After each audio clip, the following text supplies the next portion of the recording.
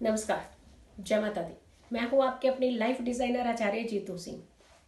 साल का आखिरी सूर्य ग्रहण जो कि 14 दिसंबर को लगने जा रहा है।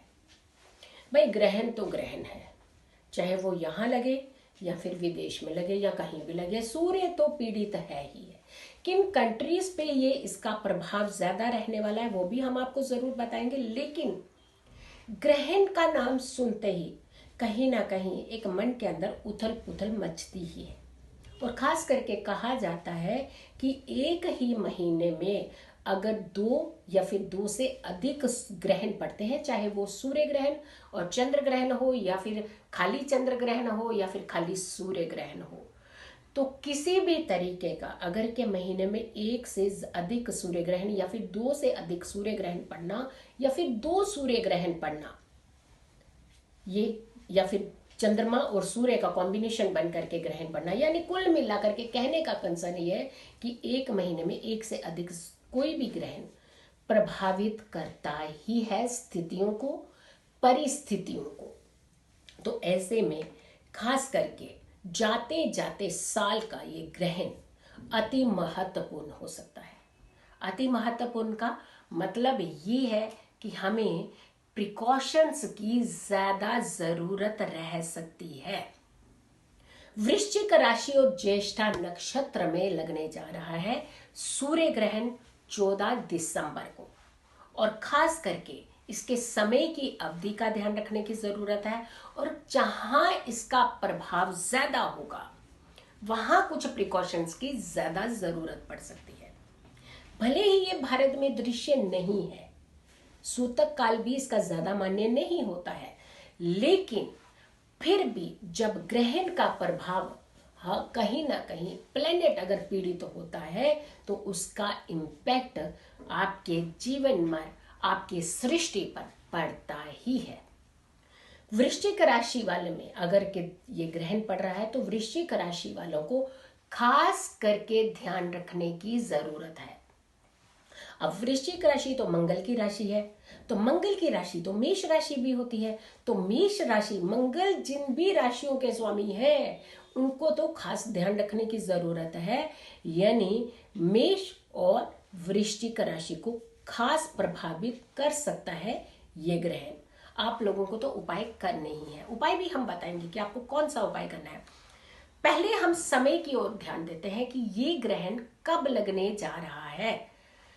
शाम को 7:03 पर इसकी अवधि स्टार्ट होगी, यानी ये ग्रहण शुरू होने वाला है 14 दिसंबर को। 14 दिसंबर को शाम को 7:03 पर ये ग्रहण काल शुरू होगा, और ये ग्रहण काल की जो समाप्ति होगी ये 15 दिसंबर की मिडनाइट यानी 0023 कहा जाता है, लेकिन नॉर्मली अगर हम बात करते हैं तो रात के 12 बजने के बाद 23 मिनट, 12:23, जिसे हम कहते हैं दूसरा दिन लग जाता है, यानी 0023।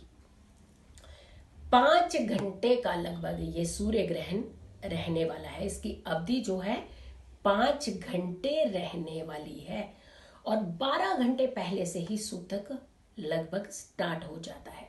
4 घंटे पहले उसका इम्पैक्ट सूतक का ज्यादा हो जाता है। तो ऐसे में आपने खास करके कुछ लोगों को ज्यादा ध्यान रखने की जरूरत है। अब हम ये बात करें कि बहुत ज्यादा, जैसे ये सूर्य ग्रहण जो है हमारे भारत में तो दृश्य है नहीं है, तो बहुत ज्यादा संवेदनशील नहीं होगा।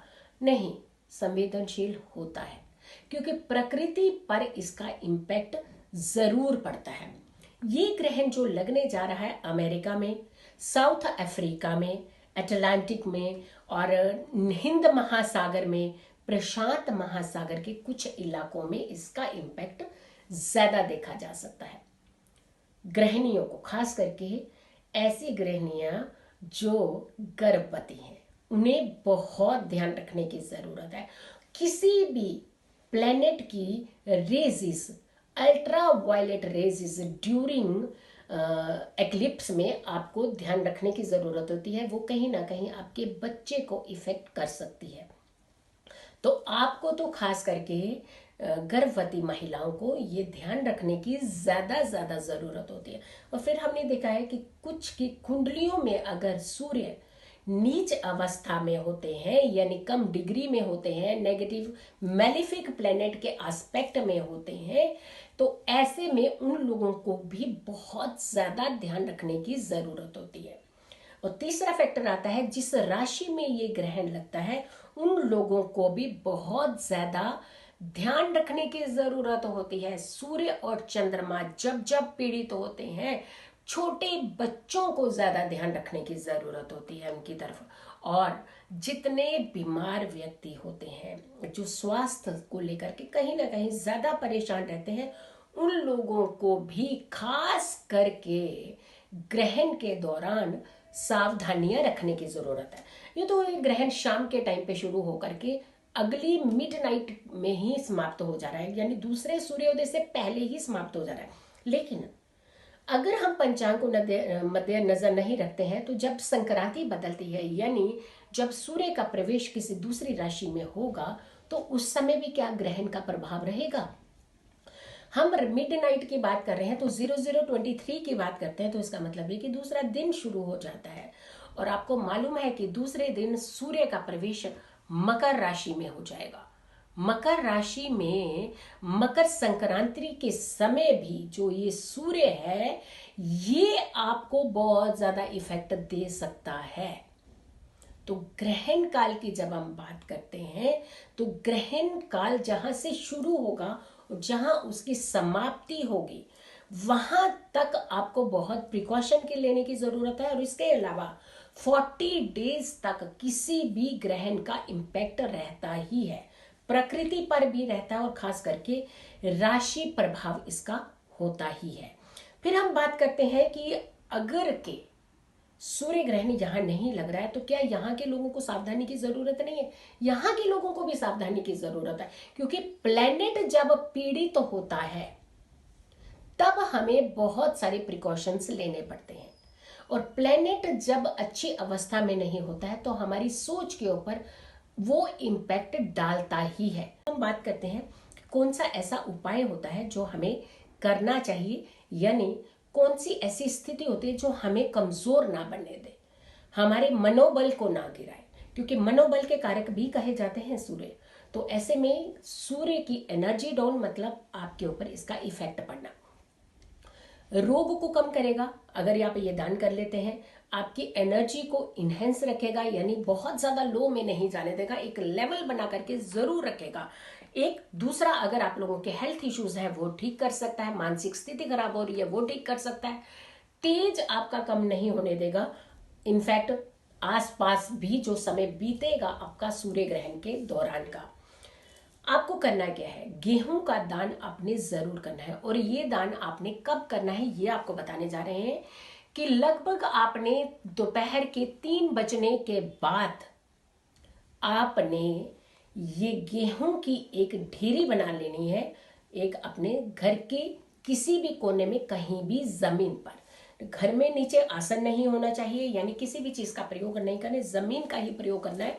आपने एक गेहूं की ढेरी बना लीजिए और उसके ऊपर अगर आपके पास तांबा है तो तांबे का सिक्का रख सकते हैं, तांबे का टुकड़ा रख सकते हैं। और कुछ भी नहीं आपको अगर मिल रहा है तो जो एक तार होती है तांबे की, उसका ऊपर का प्लास्टिक का हिस्सा निकाल करके छोटा पीस तार का भी रख सकते हैं।